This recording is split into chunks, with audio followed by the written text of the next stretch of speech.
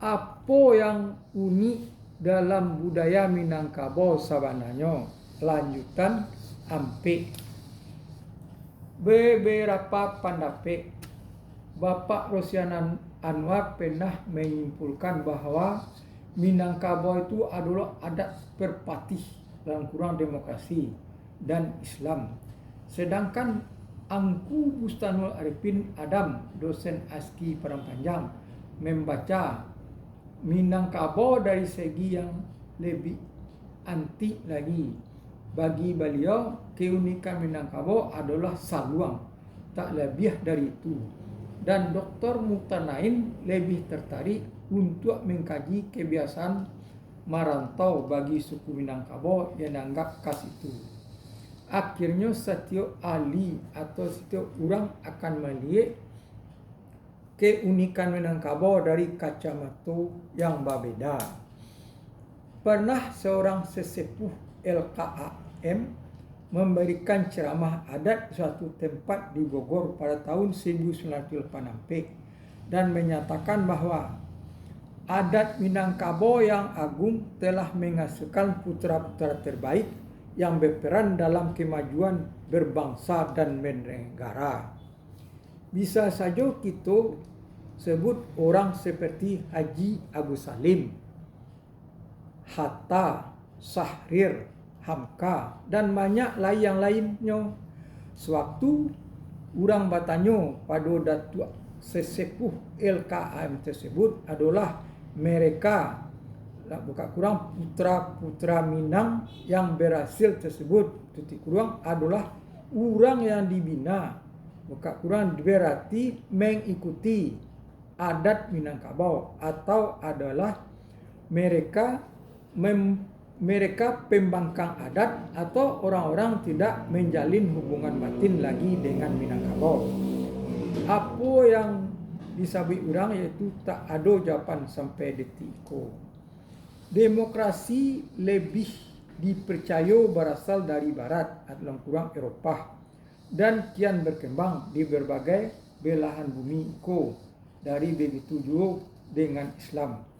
Dan indak sedikit suku-suku yang menjadi Islam sebagai dasar dalam kurang sandi kehidupan masyarakat, dan yang lebih menyedihkan adalah keberadaan saluang di tengah masyarakat Minangkabau.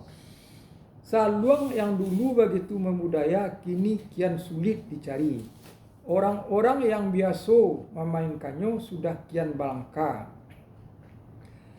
Selangkah kita mencari bukti sejarah Minangkabau itu sendiri adalah itu karena pitalah atau kurang bambu yang kian habis atau karena pitunang saluang itu sendiri sudah hilang berbunyi tapi tidak berarti lain.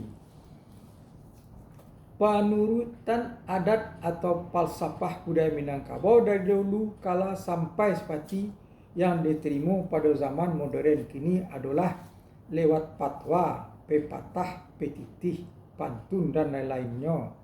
Sebagainya itu adalah lebih dari pekerjaan tukang kaba.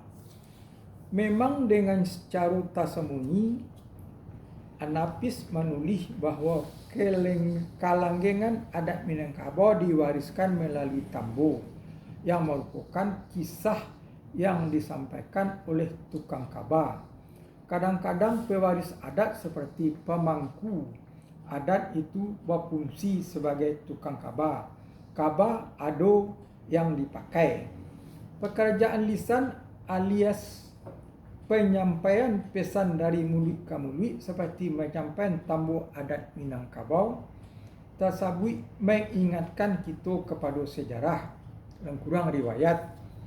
Hadis Nabi Muhammad SAW dikenal berbagai jenis hadis Nabi sesuai dengan periwayatannya dan akhirnya dipisahkan atau dibagi mana hadis yang sahih alam kurang sah dan mana yang bukan, dan secara bercanda kita pun dapat berpendapat bahawa adat dan praktek yang berbagai versi tersebut tergantung pada cara dan siapa penutur.